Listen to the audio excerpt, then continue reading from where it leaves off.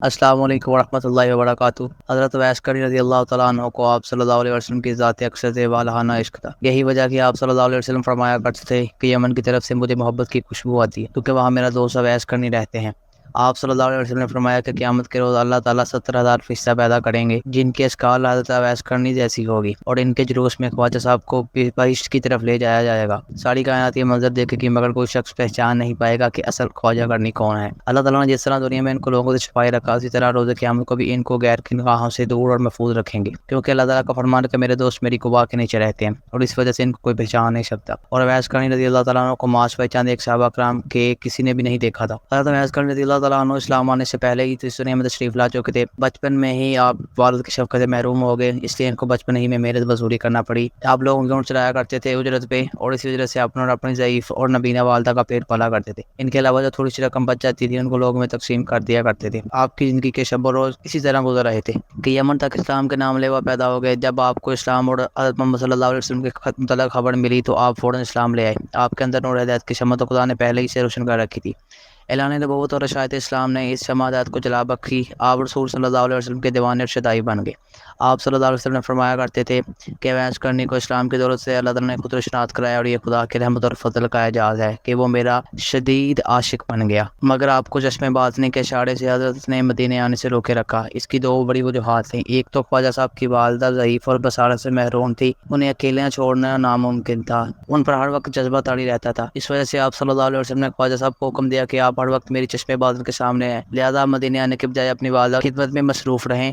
غزوہ احد میں کفار کے حملے سے آپ صلی اللہ علیہ وسلم کے 2 دانت شہید ہو گئے۔ تمام مسلمانوں کو اس بات کا بہت صدمہ ہوا، مگر اس آج کے رسول صلی اللہ علیہ وسلم نے اس صدمے کو حقیقی شکل میں محسوس کیا۔ اس کو دنیا حضرت اویس کرنی رضی اللہ تعالیٰ عنہ کے نام سے جانتی ہے۔ آپ فرماتے ہیں کہ مجھے معلوم ہوا کہ میرے آقا صلی اللہ علیہ وسلم کے 2 دانت مبارک شہید ہو گئے ہیں، تو مجھے یہ بالکل معلوم تھا کہ آپ کے کون سے دانت مبارک شہید ہو گئے، مگر آپ کے موقفات میں مجھے بے چین کر دیا۔ میں نے پہلے ایک دانت توڑا، مجھے خیال ہوا کہ شاید یہ والا دانت نہ ٹوٹا ہو، پھر دوسرا دانت، پھر تیسرا دانت توڑا۔ غرض یہ کہ جوں جنون نے موقفات اختیار کرتا گیا، اب میں دانت توڑتا چلا گیا حتیٰ کہ سارے دانت توڑ ڈالے۔ اللہ تعالیٰ کو اپنے محبوب کے اس عاشق دلگیر کی ادا بہت بڑی پسند آئی، اور اس کے لیے کیلے کا درخت پیدا کیا، کیونکہ ٹوٹے دانتوں کے ساتھ سوائے نرم چیزوں کے علاوہ اور کچھ کھایا نہیں جا سکتا تھا۔ صحابہ کرام نے آپ صلی اللہ علیہ وسلم سے وقت وصال پوچھا کہ آپ کا فرقہ ہم کس کو دیں؟ آپ نے فرمایا کہ اویس کرنی کو دیں۔ اس مقصد کی بجا اڑ جانے کے لیے حضرت عمر فاروق رضی اللہ تعالیٰ عنہ اور علی مرتضیٰ رضی اللہ تعالیٰ عنہ کوفہ تشریف لے گئے، اور نماز جمعہ کے خطبے کے بعد مسجد میں کھڑے ہو کر کہا جو نجف سے تعلق رکھنے والے لوگ ہیں وہ سب کھڑے ہو جائیں۔ چنانچہ اہل نجد کھڑے ہو گئے، ان سے پوچھا گیا کہ شہر میں کوئی اویس کرنی کا نام ہے؟ سب نے جواب دیا کہ ہم اویس کرنی سے بالکل ایسا نہیں ہے، ہاں البتہ ایک دیوانہ ہے جو لوگوں سے بیدار ہو چکا ہے اور ہر وقت ویرانوں میں رہتا ہے اور آبادی کی طرف بالکل نہیں آتا۔ حضرت عمر اور حضرت علی رضی اللہ تعالیٰ عنہ نے کہا کہ وہ کہاں ہیں، ہمیں اس سے ملواؤ۔ عرض کی گئی کہ وہ وادی ارنا میں اونٹ چراتا ہے اور رات کو روکھی سوکھی کھا کر سوتا رہتا ہے، کسی سے کوئی بات نہیں کرتا، وہ کھانا جو ہم لوگ کھاتے ہیں اس کو پسند نہیں کرتے، لوگوں کو وہ خوش دیکھتا ہے تو روتا ہے، اور جب لوگوں کو روتے ہوئے دیکھتا ہے تو خوش ہوتا ہے۔ حضرت عمر رضی اللہ تعالیٰ عنہ اور حضرت علی رضی اللہ تعالیٰ عنہ وادی ارنا میں پہنچے تو انہوں نے دیکھا کہ حضرت اویس رضی اللہ تعالیٰ عنہ نماز ادا کر رہے ہیں اور ان کے اونٹوں کو فرشتے چرا رکھے ہیں۔ جب اویس کرنی رضی اللہ تعالیٰ عنہ نماز سے فارغ ہوئے تو آپ حضرت عمر رضی اللہ تعالیٰ عنہ نے آپ کو سلام کہا، جواب ملا وعلیکم السلام۔ حضرت علی رضی اللہ تعالیٰ عنہ نے آپ سے نام پوچھا، جواب دیا کہ میرا نام اللہ کا بندہ ہے۔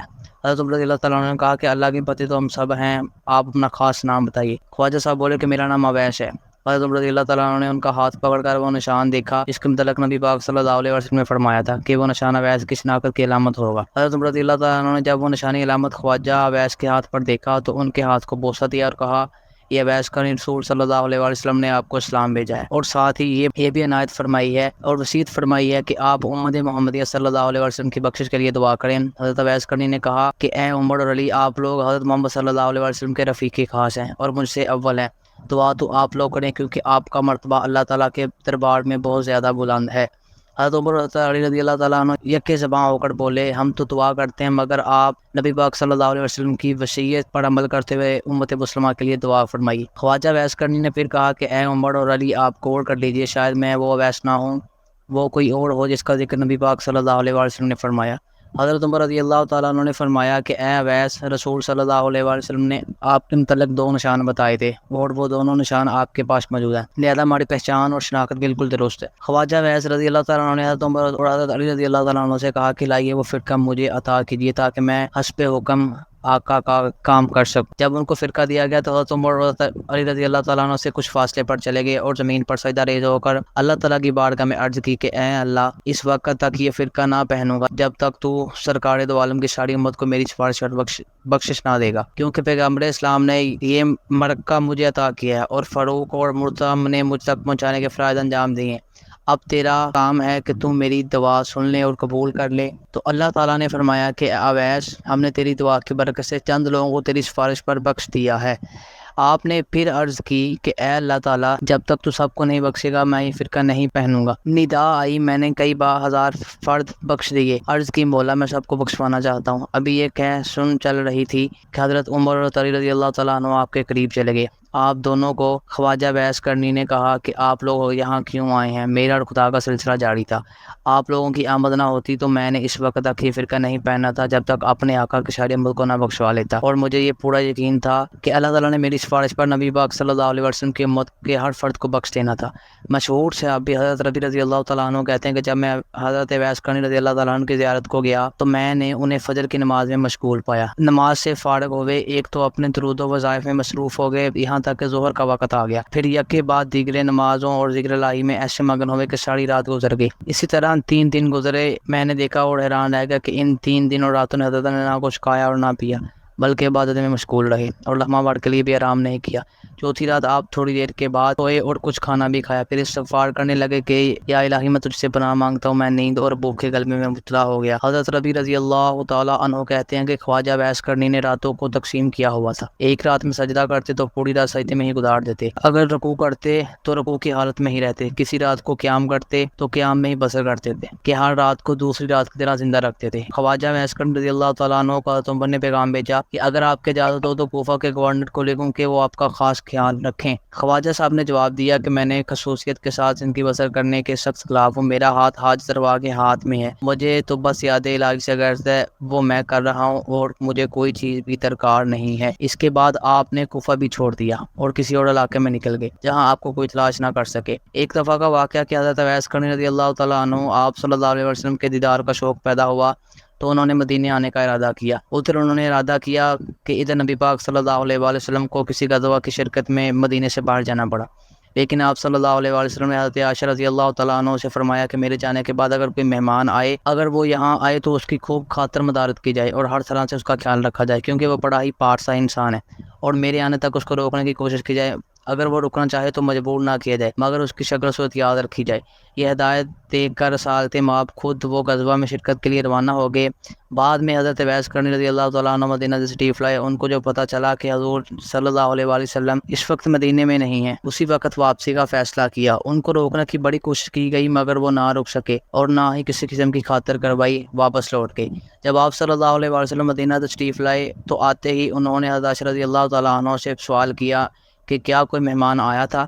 حضرت عائشہ رضی اللہ تعالیٰ عنہ نے عرض کی کہ اے اللہ کے رسول صلی اللہ علیہ وسلم، ایک شخص جو کہ یمن سے آیا تھا، اس کی شکل و صورت چرواہوں کے جیسی تھی، آپ کو یہاں نہ پا کر وہ ایک لمحہ بھی یہاں نہیں ٹھہرا اور چلا گیا۔ آپ صلی اللہ علیہ وسلم بولے کہ عائشہ پتہ ہے وہ کون تھا؟ عرض کی کہ حضور بالکل نہیں جانتی۔ فرمایا کہ وہ ویس کرنی تھا جو میرے دیدار کے لیے یہاں آیا تھا اور دیدار کی حسرت دل ہی میں لے کر واپس چلا گیا، اور وہ ٹھہر بھی نہیں سکتا تھا کیونکہ اس کی ایک والدہ ہے جو بوڑھی ہے اور آنکھوں سے معذور ہے اور اس کی دیکھ بھال کرنے والا کوئی نہیں ہے، اس لیے اس کو ہر حال میں واپس جانا تھا، اور یہ وہ شخص ہے جو اللہ اور اس کے رسول کا سچا ماننے والا ہے اور چاہنے والا ہے۔ اویس کرنی میرا عاشق ہے اور اللہ اس سے محبت کرتا ہے۔ حضرت عائشہ رضی اللہ تعالیٰ عنہ نے جب یہ باتیں سنی تو ان کو حضرت اویس کرنی رضی اللہ تعالیٰ عنہ کے مقام پر اشک آنے لگا اور فرمانے لگیں کہ اے اللہ کے حبیب صلی اللہ علیہ وسلم، وہ شخص واقعی کس قدر عظیم ہوگا جس کے ذات و تقوی اور عبادت اور ریاضت کی تعریف اللہ اور اس کے رسول صلی اللہ علیہ وسلم کرے۔ مشہور تابعی حضرت حرم بن حیان رضی اللہ تعالیٰ عنہ کی ایک بار خواجہ اویس کرنی سے ملاقات ہوئی اور اپنی ملاقات کچھ اس طرح بیان کرتے ہیں کہ حضرت اویس کرنی کوفہ میں مقیم تھے، میں نے آپ کی تعریف سنی، ملاقات کا شوق پیدا ہوا تو میں ان کی زیارت کے لیے کوفہ پہنچا۔ لوگوں نے بتایا کہ وہ دریائے فرات پر ملیں گے۔ میں کنارے پر پہنچا تو دیکھا ایک شخص تنہا بیٹھا دوپہر کے وقت وضو کر رہا تھا اور کپڑے دھو رہا تھا۔ اویس کرنی کے اوصاف سن چکا تھا، اس لیے فوراً نہیں پہچان گیا۔ ان کا جسم فربا اور رنگ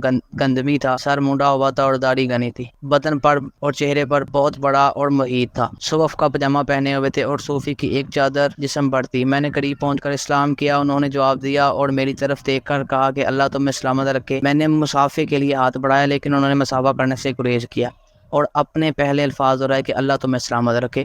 مجھے ان کی حالت پر بڑا ترس آیا اور میری آنکھوں سے آنسو بہنے لگے جب میں نے رزق پڑے لہجے میں کہا کہ اے اویس، خدا تم پر رحمت کرے اور تمہاری مغفرت فرمائے، تو وہ بھی رونے لگے اور مجھ سے مخاطب ہو کر فرمایا کہ حرم بن حیان، خدا تم پر رحم کرے میرے بھائی، تمہارا کیا حال ہے؟ تمہیں میرا نام کس نے بتایا؟ میں نے عرض کیا کہ اللہ نے، مگر اویس یہ بتاؤ کہ تمہیں میرا اور میرے باپ کا نام کیسے معلوم ہوا، اور اس سے پہلے نہ میں نے تمہیں دیکھا ہے نہ تم نے مجھے۔ حضرت اویس نے جواب دیا کہ تمہارا نام مجھے اس نے بتایا جس کی علم و خبر سے کوئی چیز باہر نہیں۔ میری روح نے تمہاری روح کی طرف توجہ کی ہے اور میری روح نے تمہاری روح کو پہچان لیا ہے۔ مومن کی روحیں ایک دوسرے کو پہچان لیتی ہیں۔ میں نے عرض کی رسول صلی اللہ علیہ وسلم کی کوئی حدیث مبارکہ سنائیے تاکہ میں اسے یاد کر لوں۔ حضرت اویس کرنی نے فرمایا کہ میں نے نبی پاک صلی اللہ علیہ وسلم کی شرف صحبت حاصل نہیں کی، البتہ نبی پاک صلی اللہ علیہ وسلم کے صحابہ کرام کو دیکھنے کی سعادت نصیب فرمائی ہے، اور تم لوگوں کی طرح ان کی زبان سے میں نے بھی کچھ حدیث سنی ہے، لیکن میں اپنے اوپر کی دروازہ کھول کر محدث، مفتی اور قاضی کہلانا پسند نہیں کرتا، مجھے خود اپنے نفس کے بہت سے کام ہیں۔ یہ کہہ کر وہ میرا ہاتھ پکڑ کر رونے لگے۔ میں نے درخواست کی کہ پھر قرآن حکیم کی ہی کچھ آیات سنا دیجیے، میرے دل میں آپ کی زبان سے قرآن سننے کا بے حد اشتیاق ہے، میری آپ سے محبت اور عقیدت خدا کے لیے میرے لیے دعا فرمائیے اور کچھ وصیتیں کیجیے۔ میری درخواست سن کر اویس رضی اللہ تعالیٰ عنہ نے اعوذ باللہ من الشیطان الرجیم پڑھا اور شیخیں مار کر رونے لگے، اور پھر فرمایا میرے رب کا ذکر بلند ہے، اس کا قول سب سے سچا ہے اور اس کا کلام سب سے اچھا ہے۔ یہ کہہ کر انہوں نے ان آیات کی تلاوت کی، حامیم والکتاب المبین انا انزلناہ فی لیلۃ مبارکۃ فی کنا منذرین، اور والعزیز الرحیم پڑھ کے اپنی آیات کو مکمل کیا۔ مکمل کرنے کے بعد چیخ ماری اور بے ہوش ہو گئے۔ ہوش میں آئی تو فرمایا حرم بن حیان، تمہارا باپ مر گیا، ان قریب تم کو بھی مرنا ہوگا، کیا خبر جنت میں جائیں یا دوزخ میں؟ ابن حیان آدم فوت ہو گئے، حوا فوت ہو گئے، ابن حیان ابراہیم خلیل اللہ فوت ہو گئے، ابن حیان موسیٰ اور داؤد فوت ہو گئے، ابن حیان محمد صلی اللہ علیہ وسلم فوت ہو گئے، ابو بکر صدیق رضی اللہ تعالیٰ عنہ فوت ہو گئے، ابن حیان میرے بھائی عمر بن خطاب رضی اللہ تعالیٰ عنہ فوت ہو گئے۔ اور یہ کہہ کر انہوں نے مغفرت کی، اس وقت تک حضرت عمر رضی اللہ تعالیٰ عنہ زندہ تھے، اس لیے میں نے کہا کہ اللہ آپ پر رحم کرے، حضرت عمر بن خطاب تو بھی فوت نہیں ہوئے۔ فرمایا ہاں، جو کچھ میں نے کہا اگر تم اس کو سمجھو تو خود جان جاؤ گے کہ میں اور تم بھی مردہ ہیں، ہونے والی بات ہو چکی ہے۔ اس کے بعد اویس کرنی رضی اللہ عنہ نے سرکار دو عالم صلی اللہ علیہ وسلم پر درود بھیجا، کچھ اور دعائیں پڑھی اور فرمایا کہ حرم بن حیان میری وصیت ہے، کتاب اللہ کو مضبوطی سے پکڑو، اہل اللہ کی صحبت اختیار کرو اور نبی اکرم صلی اللہ علیہ وسلم پر ہمیشہ درود و سلام بھیجتے رہو۔ میں نے اپنے اور تمہاری موت کی خبر دے دی، آئندہ کسی عادت موت سے غافل نہ رہنا، واپس جا کر اپنی قوم کو بھی نصیحت کرنا اور ڈرنا، خبردار جماعت کا ساتھ کبھی نہ چھوڑنا ورنہ بے دین ہو جاؤ گے اور قیامت میں آتش دوزخ کا ایندھن بننا پڑے گا۔ پھر انہوں نے دعا کی کہ الہی، یہ شخص کہتا ہے کہ اس کو تیرے لیے مجھ سے محبت ہے اور اس نے تیرے ہی لیے مجھ سے ملاقات کی، اس لیے خدا مجھے توفیق دے کہ میں جنت میں اس کا چہرہ پہچانتا ہوں اور دارالاسلام میں میری اس کی ملاقات ہو، دنیا میں جہاں کہیں بھی اس کو اپنے حفظ و ایمان میں رکھنا، اس کو قناعت عطا کر، اس کو اپنی نعمتوں کا شکر گزار بنا اور اس کو جزائے خیر دے۔ دعا کے بعد اویس کرنی رضی اللہ تعالیٰ عنہ نے مجھ سے فرمایا کہ اے حرم بن حیان، اب میں تجھے اللہ کے سپرد کرتا ہوں، آج کی بات میں تم کو نہیں دیکھوں گا، مجھے شہرت پسند نہیں ہے، گوشہ خلوت یہ میرا رفیق ہے، آئندہ مجھے تلاش کرنے کی کوشش مت کرنا، مجھے رونے میں تم کامیاب نہیں ہو سکو گی، میں تمہیں یاد ہمیشہ رکھوں گا اور تم مجھے یاد رکھنا، میرے لیے دعائے خیر کرتے رہنا۔ اچھا، السلام علیکم ورحمۃ اللہ۔ یہ کہہ کر وہ ایک سمت کو چلے گئے۔ اس کے بعد میں نے ان کو بہت تلاش کیا لیکن کسی سے ان کے بارے میں کچھ نہیں معلوم ہو سکا، البتہ کوئی ہفتہ ایسا نہیں جاتا جس میں ان کو ایک یا دو بار خواب میں نہ دیکھو۔ اللہ تعالیٰ حضرت اویس کرنی رضی اللہ تعالیٰ عنہ پر رحمت نازل فرمائے اور ان کی مغفرت فرمائے، آمین۔ اگر آپ کو ہماری یہ ویڈیو اچھی لگی ہے تو ویڈیو کو لائک کریں اور چینل کو بھی سبسکرائب کریں تاکہ ہر آنے والی نئی ویڈیو کا لنک آپ تک پہنچے۔ Thank you.